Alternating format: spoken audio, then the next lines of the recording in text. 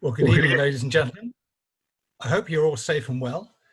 It's 6 o'clock and welcome to the webinar for the non-statutory consultation regarding the North Lincolnshire Green Energy Park. We're doing these webinars because it's not possible to meet in person due to COVID-19. My name is Paul Kelly and my role is to facilitate and chair this webinar this evening. We have members of the project team on hand this evening, all joining from their homes as part of the social distancing requirements. And they may be battling with the same technology that you're using, so please bear with us if there's any technical glitches this evening. Their role would be to explain our proposals, how and why we're consulting on them, and to answer any questions you may have. This webinar is being recorded and will be available for all to see and hear on our website throughout the consultation period, which started on May the 26th and concludes on July the 14th. Many of you may have already seen a booklet from us that has a lot of detail about the proposals. You can also find out more on our website, which is probably where you would have registered for this session this evening. If you would like to ask a question to the team, you can do so at any time by using the question function button, which should be located on your screen. We will answer these in the question and answer session of this webinar, and some have already been submitted before this. We hope to be able to answer most questions in this session, but some might require a more detailed answer that would take us just a little more time to respond to comprehensively. In this situation, the question will be answered with a written response when the webinar is actually loaded to the website. Now, of course, some people may prefer to have the questions answered more personally, in which case, please feel free to call the project team on the numbers on our website or contact us by email and we'll get right back to you. The webinar is scheduled to last up to about 60 minutes, so that's roughly 7 o'clock, most of which has been allocated to answering your questions. But to kick us off, here is a short pre-recorded presentation made by members of the project team who you will hear this evening to introduce our proposals. This presentation provides an overview of the proposals for the North Lincolnshire Green Energy Park. At the core of the scheme is an energy recovery facility to process up to 650,000 tonnes of non-recyclable residues every year, producing up to 380 megawatts of energy. It is being given as part of a webinar in order to help local people participate in the non-statutory consultation taking place between the 26th of May and the 14th of July 2020. Our aim is to provide a high-level introduction to the proposals, explain how you can find out more, if you would like to do so, and how to participate in the consultation. This is also an opportunity to ask questions as part of this webinar. We have received a number of questions from members of the public before today. You can also ask questions using the question and answer box on your screen. We will address these after the presentation. The North Lincolnshire Green Energy Park is being prepared by Solar 21. The Chief Executive Officer of Solar 21, Michael Bradley, will introduce himself and the project very shortly. Solar 21 is supported on the project by a team with a broad range of expertise. The team includes Northern Planners, which is advising on planning policy, ERM, which is carrying out environmental impact assessments, legal advisors Womble Bond Dickinson, engineers Burrell Happold, Fichtner Consulting Engineers, LDA Design, Master Planners, and Newgate Communications, which is carrying out the public consultation. Members of the team will introduce themselves and their areas of expertise as part of this presentation. Let us have a look at the location of the proposed site so it can be put into geographical context. You can see that the site of the proposed North Lincolnshire Green Energy Park is at the Flixborough Industrial Estate on the east bank of the River Trent, approximately 3 miles northwest of Scunthorpe. The land in pale blue is the core focus of this particular consultation. It is where the energy recovery facility is proposed to be located. Some of the land shaded grey may be required to deliver associated infrastructure, such as a new road and landscaping. It offers the potential for further growth and additional development in the future if the energy recovery facility is approved.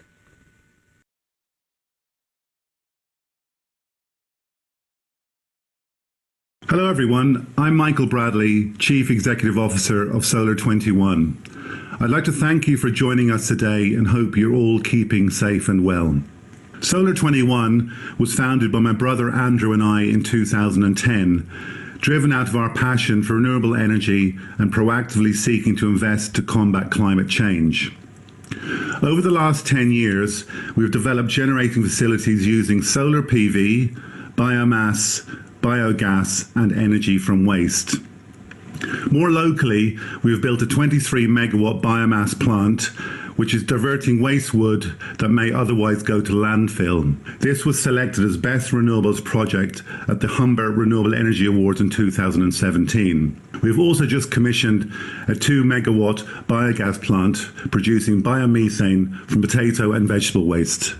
When designing the North Lincolnshire Green Energy Park project, we've adhered as closely as possible to the principles of the circular economy. That is, to ensure that we utilise as much of the energy we produce as possible, as well as the byproducts of the process. The driving force for the scheme is an energy recovery facility to process up to 650,000 tonnes of non-recyclable waste every year, producing up to 380 megawatts of energy. The technology will be at the forefront of the best practices in the UK. This will be achieved by the efficient use of the byproducts which have been planned from the inception of the project rather than as an afterthought. This will include installing connections so that the heat we produce can be used in the district networks in the local area, capturing and using the carbon dioxide, and treating ash on site and using it to produce products used in the construction industry. Our ambition is to help meet local and national needs by diverting black bag waste away from landfill and by producing low carbon sources of energy. If possible, projects such as the proposed new hospital in Scunthorpe and other community schemes such as the hydrogen bus pilot are elements we are very keen to support. I would like to thank you most sincerely today for taking the time to contribute to this consultation, and I'll now pass you over to Colin, who will give you more details of the benefits of the project. Thanks, Mike. My name is Colin Hammond and I'm Head of Strategic Business Development at Solar 21 and the project lead for the North Lincolnshire Green Energy Park. This proposal offers local, regional and national benefits for waste management, employment and for the environment, with low carbon energy for domestic and commercial use and for green fuel for transport. This region still sends the majority of non-recyclable residues to landfill. It also exports a significant amount, with nearly 1 million tonnes passing through the Humber ports. By diverting 650,000 tonnes of RDF from landfill, this facility will deliver significant environmental benefits in support of the UK's waste strategy.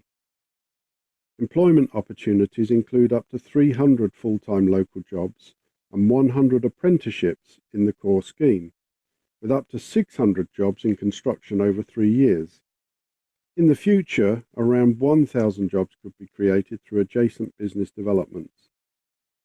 The energy produced has the potential to meet the needs of up to 193,000 homes. That's 5 times the size of Scunthorpe. By facilitating a link to the proposed Lincolnshire Lakes development of 6,000 homes, where over 60% of the total energy demand will be for heating, it may be possible to achieve a significant reduction in household running costs and in the carbon footprint. Local benefits from the proposed road improvement scheme, the decarbonisation of local transport through electric vehicle charging, and the production of hydrogen for use in buses, trains and shipping will all contribute towards the national carbon neutral target by 2050. Demand for energy varies throughout the day and in each season. This facility will store heat, power and gas when there is low demand in order to maintain a constant supply at peak demand.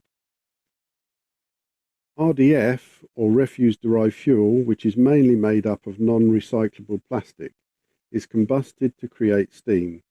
That steam drives a steam turbine to generate the electricity. The ash produced as part of the process will be heat treated within the facility to neutralise potentially harmful byproducts, and the aggregate-like product produced will be used on site to manufacture concrete blocks. This ensures that emissions are neutralised prior to release via the stack. This facility will clean, capture and utilise up to 250,000 tonnes of carbon dioxide every year. Steam and excess heat produced by the facility will be used in the district heat network and for community projects. Any excess power not immediately required by the national grid or in the local networks will be used to convert coolant water into hydrogen, which is stored for when the energy is needed at peak demand. I will now hand over to members of the project team who will talk about our transport proposals, the Environmental Impact Assessment, or EIAs, and the planning process. Thank you, Colin. My name is Amy Naylor and I'm a Chartered Town Planner, currently working for a local consultancy based in Yorkshire called Northern Planners. We have been supporting Solar 21 for a number of years on their energy schemes throughout East Riding and North Lincolnshire. We will aim to maximise rail connections by bringing the private railway line between the Flixborough Industrial Estate and Scunthorpe Steelworks back into use. We also propose to extend the wharf at Flixborough Port to increase the number of operational berths on the River Trent, which is already capable of handling 600,000 tonnes of goods each year. Additionally, we are putting forward plans to improve the local road network by building an access road directly linking the Flixborough Industrial Estate and the A1077 to relieve pressure on the current bottleneck junction near Neep House.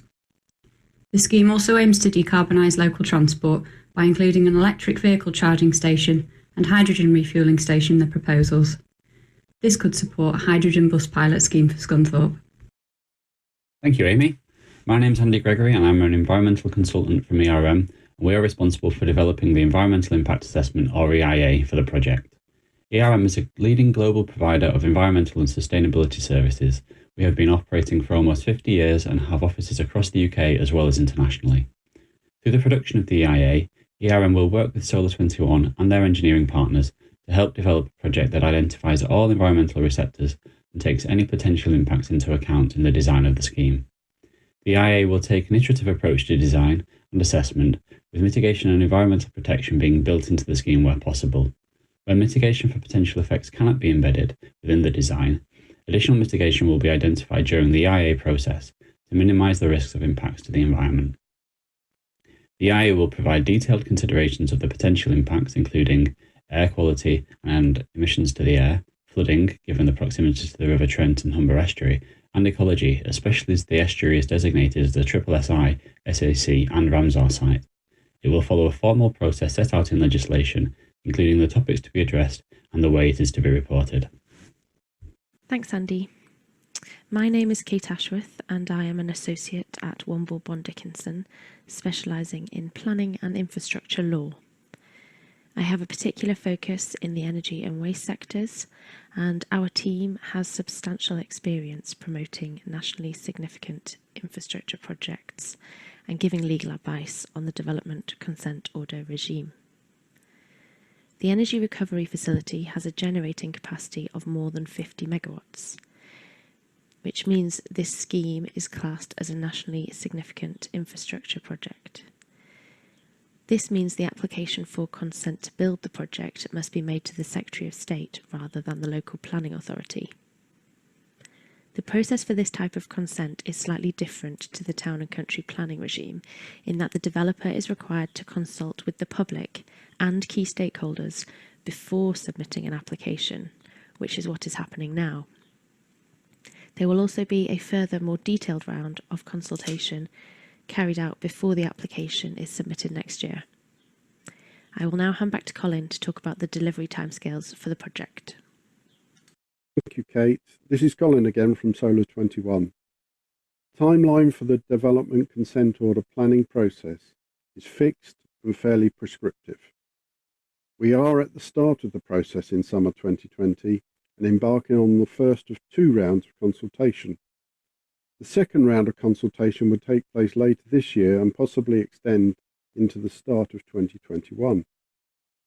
The DCO application will then be submitted to the Planning Inspectorate in the summer of 2021 for examination, which will involve what is in effect a 3rd round of consultation, when all of the statutory bodies can question our team on the finer details of the application and make further representations to the Planning Inspectorate.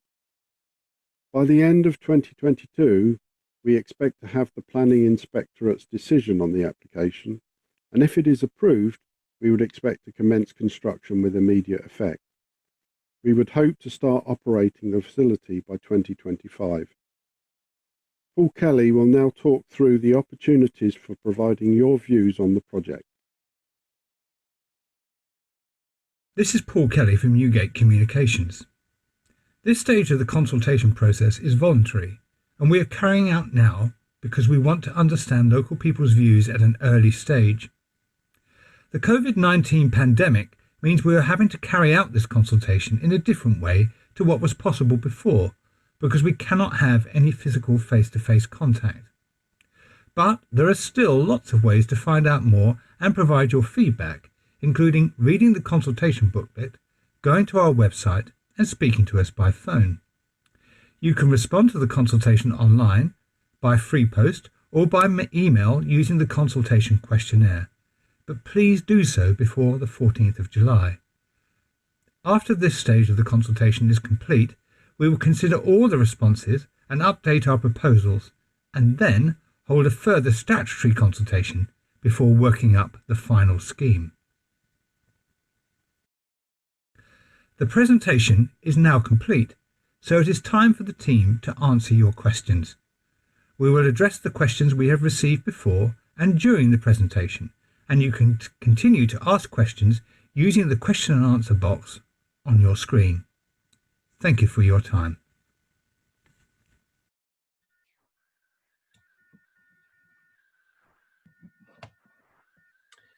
So, ladies and gentlemen, it's now time to answer any questions you may have. We shall try to take these on a first-come, first-served basis. And if we have 2 questions that are essentially the same, we will combine them into one to avoid confusion and repetition. Now, the first question we have is, please can we ask what sort of odours and smells are likely to be released from the proposed site, and how can we prepare in advance for these odours likely to travel from the source? So is that a question for you, Colin, I believe? Paul, yeah, happy to take that one. We're not expecting any great impact on the local community, even particularly the industrial neighbours around the site, and there's several reasons for that. By 2023, the government is banning the use of biogenic materials, so food waste and things, into landfill. This removes it from the process at quite an early stage. We're also looking at the segregation of food waste collection. And so with those elements removed, that removes a lot of the risk of odour and smell. Then beyond that, we already look at sealed units for the transport of the RDF. The storage will be in negative pressure buildings, which of course keep the smell inside. And then there is quite a stringent way. We change the air 3 times an hour in those buildings through biofilters, which removes any dust, any odour, and keeps the whole environment much cleaner. Okay, thanks very much, Colin. Also, can we ask about the proposed expansion area? Just how close does this come to the village, as the map also shows some areas marked back onto gardens, houses of the village residents? Is that one for me, Paul? It is, Colin. Sorry, yes, apologies. Okay. No, and we apologise for this. I mean, the map is very small scale, and actually that is not the case. It doesn't back onto anybody's gardens. And the only reason really to show the grey zone is we don't know at the present time how much area we will need for flood mitigation, to landscape, for the biodiversity. And the DCO process means we have to identify potentially where we might need to do this. And so that's the only reason for the wider area, so that at least we can cover that. And so when the hydrology modelling is finished, we know exactly where we can put any water retention, lakes and landscaping and flood mitigation. Okay, thank you very much. The next question is, what procedures will be in place to manage smell, pollution and noise, as Glanford Power Station on the site already creates a horrid noise across Amcots for hours on end, which spoils the enjoyment of our gardens? What comment do you have on that, Colin, please? Well, we dealt with the odour one, so hopefully that's given some comfort that we're not going to be creating significant odour nuisance. The noise one is quite interesting. The new developments are all enclosed. The negative pressure has an effect on keeping noise retained within the building, and any external things now are normally put in acoustic containers so that the noise emission is limited. We're actually governed on this both from a planning perspective and for our environmental permit, and so they will continue to do noise surveys even after the plant is operational. But the full noise assessment will be included in ERM's environmental impact assessment. Okay, thank you, Colin. I'm afraid you're having to answer quite a few questions here from the start. The question 4 is, how can you ensure the value and resale value of surrounding properties will not be affected? Yes, okay, so we spent a long time, Andrew and myself, selecting the right sites for what we develop. Andrew and I have been working on this for 4 years. We tried to select a site that was principally of an industrial nature, had industrial processes going on board, simply to try and prevent the impact of any visual impact or value or on the community in the local area. So we've really tried to focus on the benefits we're delivering into the community. Mott MacDonald did do quite a bit of work and indicated what the impact on the housing in the area would be by creating 1,400 jobs in that immediate vicinity. And obviously part of what we're doing is the district heat network down to the Lincolnshire Lakes development when that gets off the ground. And so what we're trying to do is put as much value back as we can to make the area more desirable rather than to cause any impact. Okay, thanks, Colin.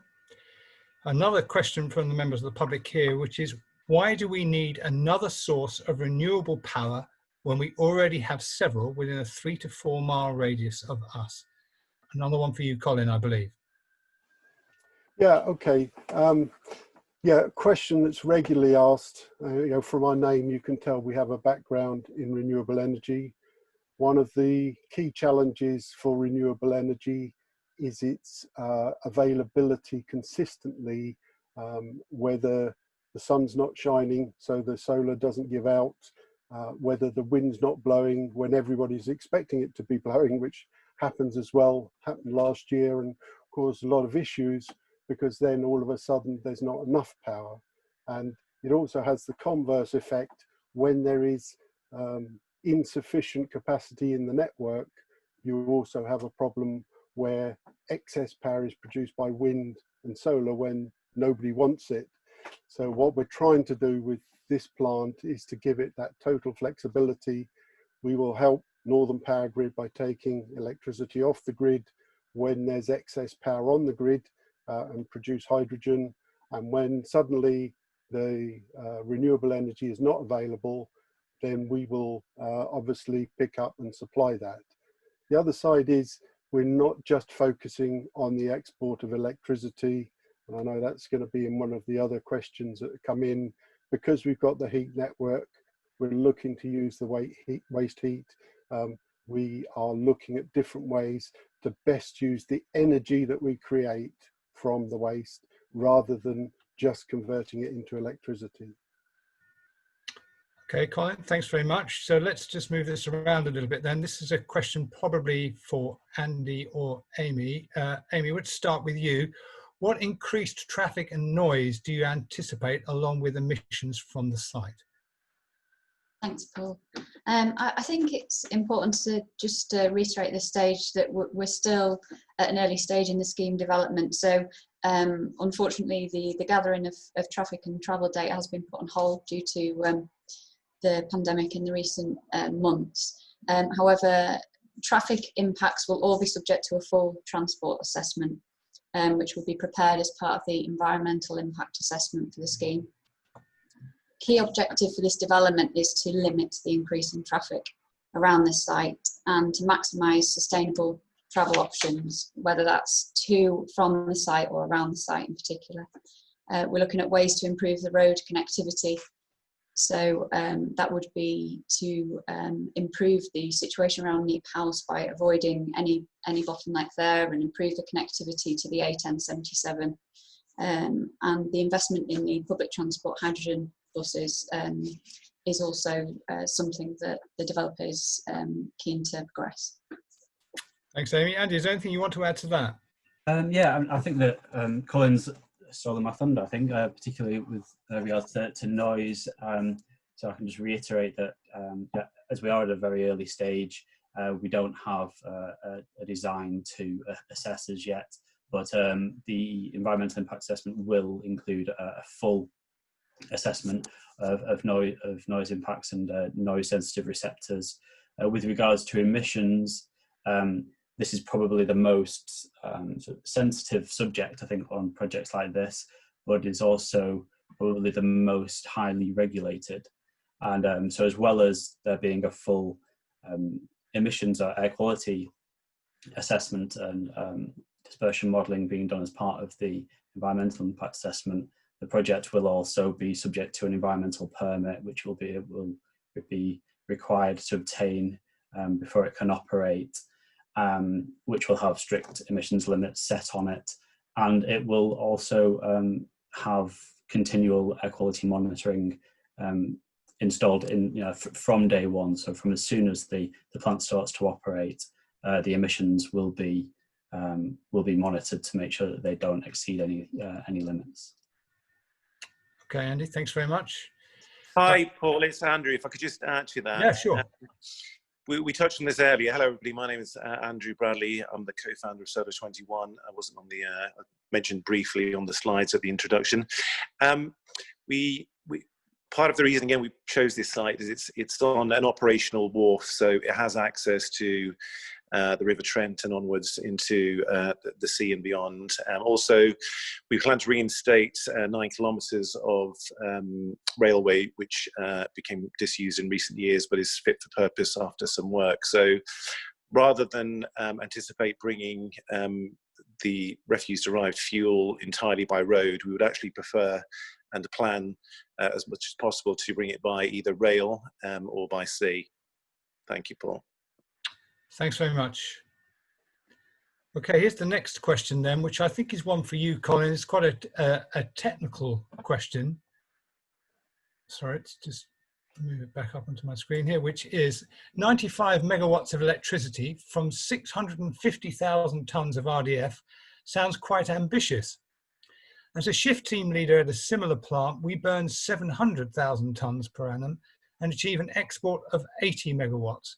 How does this new plant achieve such efficiency? Yeah, really good question. We'll be offering this guy a job, I think. The answer is actually quite simple. It's in the nature of the waste. We've, as a company, have been tracking this for the last 4 years. And in the last year, and I'll use some technical terms, and I apologise for this, but the questioner will probably understand this. The RDF has gone from 12 megajoules per kilo of energy up to 14 megajoules per kilo of energy.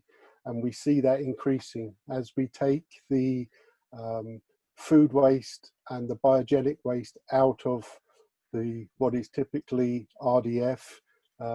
The calorific value, the energy that it has, will increase. And so this has actually been quite a challenge, I expect, not only for the questioner's site, but also for other people, where the calorific value of the waste continues to go up. So what we've got to do is make sure we harness that. And so the questioner says 95 megawatts of energy. That's an equivalent based on the calorific value we're expecting, but we won't necessarily export 95 megawatts of electricity. It will come out in the form of heat for the heat network and other processes, including the ash treatment, which we can come on to, which will take some of the heat. But what we want to do is zero to landfill. So we use some of the heat to treat the ash to make a construction compound. So I hope I've answered the questioner's question with that. Okay, thanks, Colin. The next question is also, I think, for you, Colin, which is that Flixborough has a sad history in relation to heavy industrial activity. What evidence do you have that the system you're proposing is safe and proven? Yeah, we're very cognizant of the very sad history here, and we're actually hoping that the consultation period might help us identify how we can incorporate the memory of that sad history as well for the 28 people that lost their lives. So we're very cognizant of that. The track record of energy from waste sites is actually extremely good. The waste industry as a whole is not so good, and often gets grouped together in the same group, but there's only been, I think, one fatality in the last year, and no explosions on an energy from waste site, and that wasn't in the UK. Okay, thanks very much indeed. The next question I'm going to ask both either Amy or Andy, probably both, to answer, which is, have you considered the effects of light pollution? Who would like to take that first, please? That's probably one for me, that, Paul. It's a fair point. I think that at this stage, again, we're at an early stage, so we're still trying to understand what the design will be and undertake our assessments. We're not anticipating a huge amount of floodlighting to be incorporated into the design, but as I say, the design isn't in any way formalised yet. But we don't anticipate there to be a huge amount of floodlighting, but lighting will be considered as part of the visual impact assessment for the project. So it's something that will be taken into a consideration, and if it's found that it could be an issue, then we take an iterative approach to the way that we do this. We'd feed this back to the designers, and they will look for opportunities to reduce that or mitigate it. Okay, thanks very much. Is there anything you want to add to that, Amy? No, I don't think so. I think Andy is good. Okay, thanks very much indeed. The next questioner says, and I think it's a follow-up, Colin, to the question we had previously about property values, but I think it's still germane here, which is, you did not say how it will affect property values in answer to the previous question. You simply said how it will create jobs. We also understand there is another proposal for Key B3. I wonder if there's any more comment you're in a position to make about that, please. So the property values and Key B3. Yeah, I apologise. I didn't mean to obfuscate. I didn't mean to try and avoid the question. There's actually been quite a bit of work done on assessing values of properties around energy from waste sites, particularly where they've had inner city energy from waste sites. And there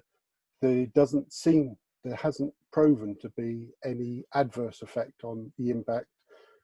And the only point I was really trying to make was that with an extra demand for housing in that particular area, we would expect it to possibly increase the value, but we can't say that. But we can openly say we're not expecting it to adversely impact the value of any properties in the vicinity. And we've actually got quite a few businesses that want to co-locate, knowing it's going to be there. So they will bring more jobs to the area. But you know, it is an emotive thing for somebody who lives there. So I'm not trying to belittle it. I just, at the minute, there's been nothing that's been shown that it adversely impacts the value of the properties. Okay, is there any comment you'd like to offer on Key B3, Colin? Yeah, Key B3, I probably know more than I should know about it, so I have to be careful in the answer again. Key B3,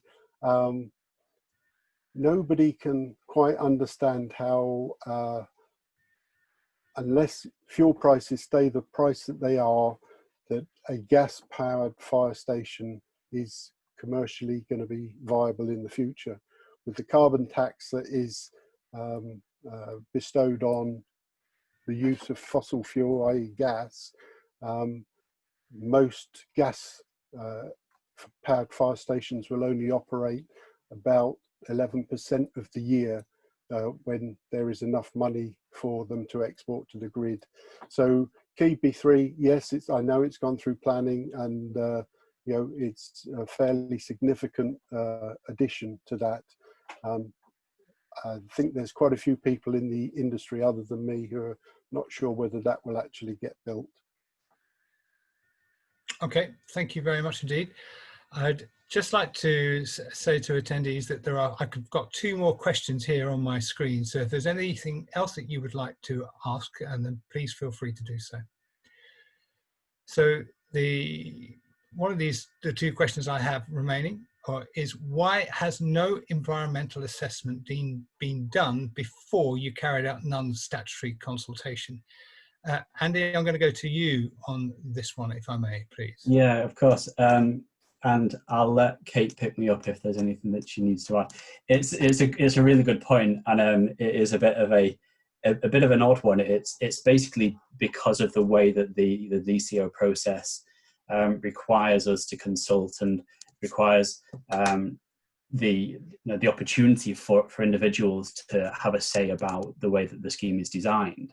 At the minute, we're at the very beginning of the process, and so we have an idea, but a relatively blank canvas, and the scheme will be designed as we go through the consultation period, and we're able to take on views from members of the public, and that will be used to mould the scheme. And then as we understand the scheme more, we'll then be able to do assessment, and then the results of the assessment will then be fed back. It's a very iterative approach, as I said in the presentation. So that iterative approach means that we have to start our consultation at the beginning, which means that we don't actually have enough information about what we're going to build and operate to be able to do the assessment yet. So it's a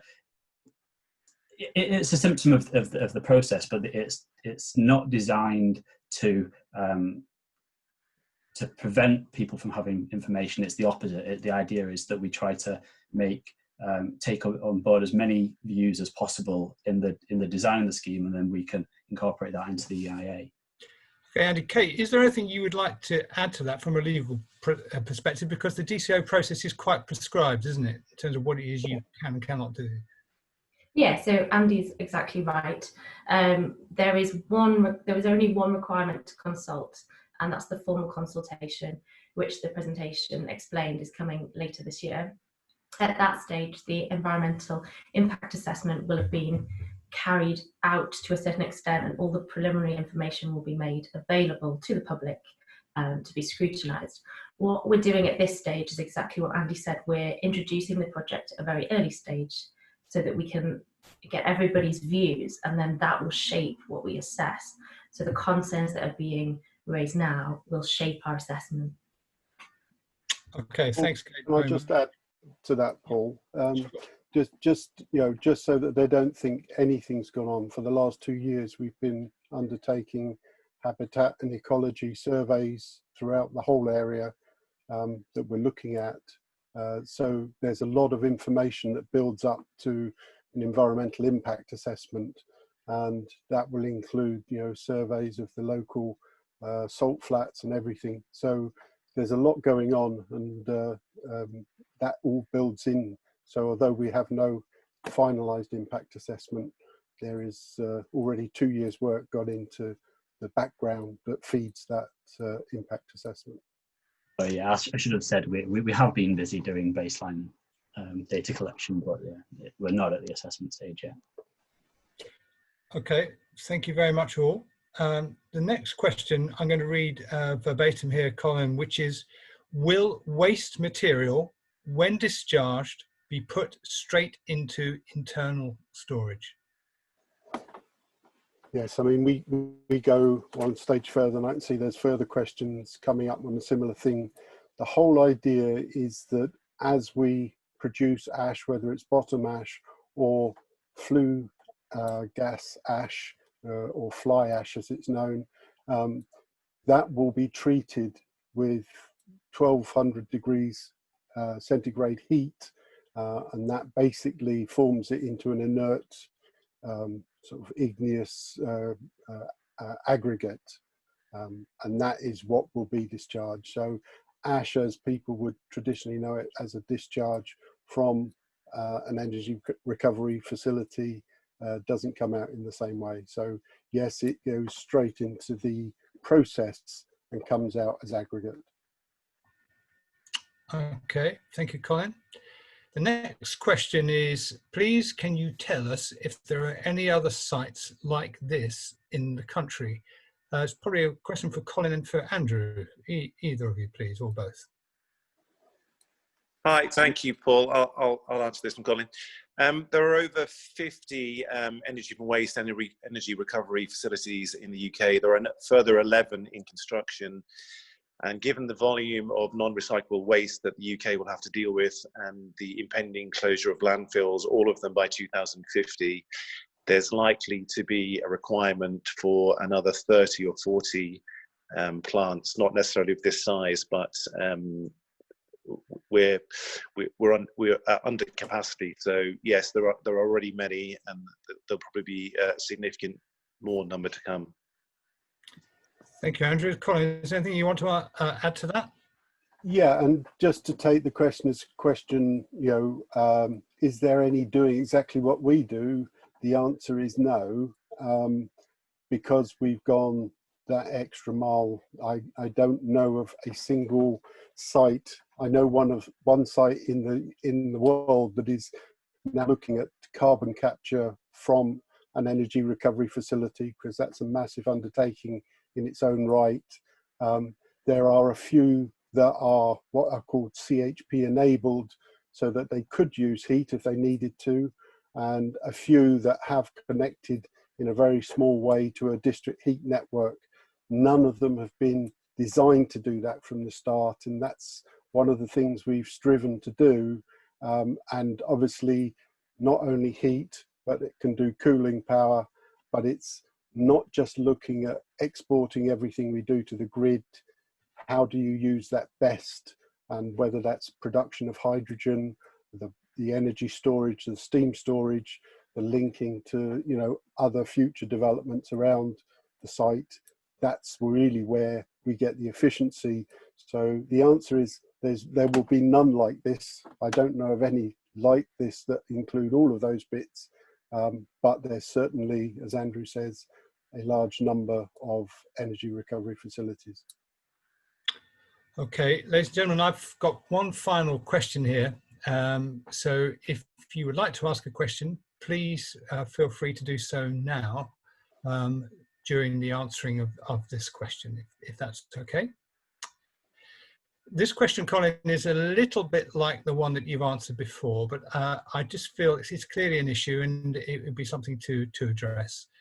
There's also an acronym in there which probably is going to need some explanation if possible. It says here, you've spoken about the processing of bottom ash. What about APCR? Will that be transported off-site by road? And what are the processing plans for it? So forgive me if you already answered it or you feel you have, but if you can just go over that ground again, that would be appreciated. And our questioner is certainly well educated and understands the system. So that is the whole challenge of the energy recovery process, is the fly ash. So what are we doing to take the particulates out of the gases that come out of the stack? And first of all, there's quite a lot of things that we're doing which nobody else has done so far. That is the treatment of the fly ash. This is this heat treatment which not only takes a lot of the heavy metals and pollutants out of the gases and the ash, but it also takes dioxins and a whole realm of other things which are, you know, normally associated with waste combustion. So what we're doing is we're treating not only the bottom ash to be aggregate, but we're treating the fly ash, which is what our question is referring to. So anything that is transported off-site will come out as construction concrete blocks or concrete formed product, and that, you know, it's a big percentage. Ash creates up to, well, depends, between 15 and 35% of the total tonnage. So that's could be, you know, 170,000 tons a year would be concrete blocks coming either out on the railway or out the river. So the plans is not to have it, and the MO, if you like, for Solar 21, we wanted to achieve, if we could, zero to landfill out of what goes in. Sorry, Colin, well, MO might mean something to us, but not necessarily to everybody. What MO means what here, please? Sorry, my apologies. Modus operandi, it's Latin. It's our way of our strategy, our way of thinking. Okay, thank you very much. The final question that I have so far says, can you explain what the glass house proposal means and what impact that might have? So Colin, you've been a busy gentleman this evening, but that's for you, I believe. Yeah, and that's my baby. So my background is agriculture and horticulture. So one of the issues why the Humberside area has lost so many of its glass houses, it used to be the centre of glass houses in Europe. But unfortunately, with the increased cost of fuels and the oil crisis and one or two other things, it's totally decimated our glasshouse asset base. And so what we've proposed, because we can capture and clean the CO2, most glasshouses benefit from the use of the CO2 because that's what plants take in. They have a massive demand. About 30% of their cost is in heating, because most glasses have to average 22 degrees centigrade to operate and grow the plants. But the other interesting thing is there's a lot of European suppliers because of Brexit. So a good thing out of Brexit, if there is any, is that they're now looking to locate in the UK, but close to a heat source and power source and carbon dioxide source, so that can increase. So, you know, the impact will be, yes, it is the right thing to do for the local community, but if the questioner, if I haven't answered the actual gist of her question, you know, come again and ask again. I'll just add to that for you, Colin, if I may. So that the glass houses are, in fact, just in case it's a basic question, as you know, what is a glass house? It's basically a huge or a very big greenhouse that would grow premium crops that may be in short supply if depending on tariffs that might be imposed in the UK. So things like tomatoes, peppers, cucumbers are the more expensive kinds of vegetables, and in fact crops for medicinal purposes. So it's effectively for growing those types of things. Okay, thank you, gentlemen. There's actually two more questions which have now appeared on the screen. So this gentleman asks, how does the steam storage work? Colin, I think that's one for you, if that's possible, please. Okay, good question. It's actually in two forms. So steam storage, if you're going to provide a heat network or you're going to provide a large glasshouse facility, you need a backup in case the plant has to be down for maintenance or whatever, or there's an interruption. So if everybody's expecting in the dead of winter, you know, supply of heat, whether it's the glass house or the houses, you need a backup. So there's two forms of steam storage. One is as steam accumulators, so it's pressurized steam in a tank, so it just looks like an ordinary tank, and you hold compressed steam at a high temperature, and that then just feeds the system. The other one, which we've looked at and quite interested in, is the use of volcanic rocks in sealed units, which, if you like, trap the heat, and then you can release the heat. So there's different ways. There's thermostors, there's the volcanic rock accumulators of heat, and then there's the accumulators as in steam storage. Okay, Colin, thank you very much indeed. A couple more questions now just appeared on the screen. So one is, will the facility be capable of keeping up with changing technology? Colin, one for you, I think. How do you create the perfect future-proof development? What we're trying to do is forecast where waste product is going, where ideas for use of hydrogen fuel for buses and for marine. That's the biggest issue that we've got. So what we've tried to do is ensure all of these elements are covered. You know, the whole idea of choosing an area like Scunthorpe, you know, there's a lot of well-trained engineers in the area, and so what we're really trying to do is say we're going to set all of these up. All of them are capable of expansion or adaptation if, you know, new technologies come along. You know, we're looking at a lot of things, what people use carbon dioxide for. Andrew sent me a clip today on, you know, different uses of carbon dioxide, how they're producing fuel from carbon dioxide. So in that we're capturing all the raw elements to try and make this as efficient as possible, it just means we can be very flexible in the future as to how we deploy newer technologies. And that's probably a lot of what the postgraduate and apprenticeship areas will do. It will encourage some of the young people to come along and bring new ideas. Okay, thank you very much, Colin. I have two more questions. The first one I think is really for Andy or Amy to answer, which is, can you tell us what the screening along the A1077 is proposed to be? Who would like to take that to start with, please? I'm happy to answer that one, Paul. Thank you. I think the straight answer is we don't know what that screening will be at this point. What we've done is, again, because we're at an early stage in this project, is we've taken a very high level view of the site, and we've considered strategic receptors, which is the A1077, and made some high level assumptions that there will be screening there.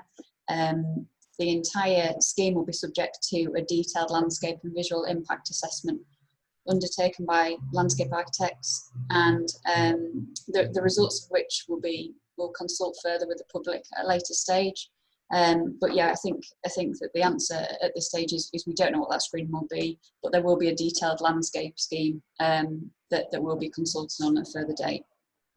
Okay, that's in the statutory consultation. Yes, it is. Yeah. Okay, Andy, is there anything you want to add or to that point that Amy's made there? No, I just think that no, not really. I think that the landscaping will have to take into account not just the design of the scheme, but also any potential ecological receptors or ecological habitat that may be affected. So it'll be an all-encompassing mitigation if required. Okay. If I could just add to that, Paul. The local authority, like many, have committed to planting a significant number of new trees and bushes, which is obviously a good thing, and we would be delighted to undertake some of that responsibility as part of the the process that we're going to go through. Okay, thanks very much, Andrew.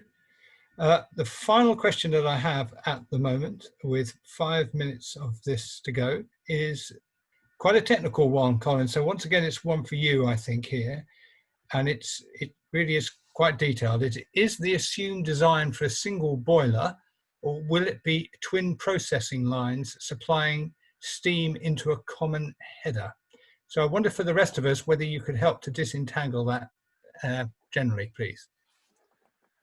Yeah, and it's an interesting one. It will probably be 3 lines, because the answer is, with a plant of that size, you would want 3 lines, so that if one needs to be down for maintenance, 2 can run. And so normally, although there's some people who've gone for large single boilers and single systems, then they're all in or all out. Because we want to be flexible to support the hydrogen production, to support the heat network, to support the glasshouse development, we need to ensure we're continuity of supply, if you like. People will expect us to be more available than the national grid, if you like.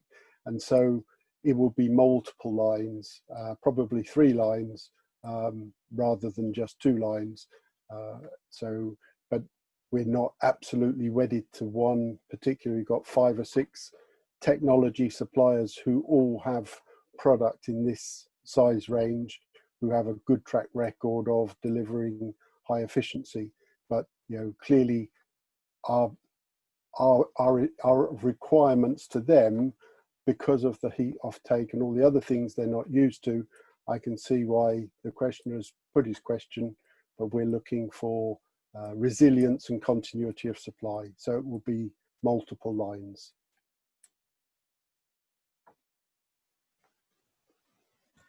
Thank you. Thank you very much indeed there, Colin.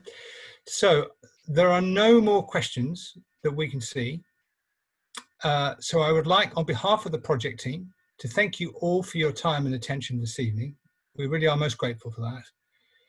If you think of some more questions or points you would like to raise, please either send them by email or contact us by phone using the contact details you will find on our website. Alternatively, we will be hosting this webinar again in approximately 4 weeks' time, so please feel free to join us then. Thanks and have a very good evening.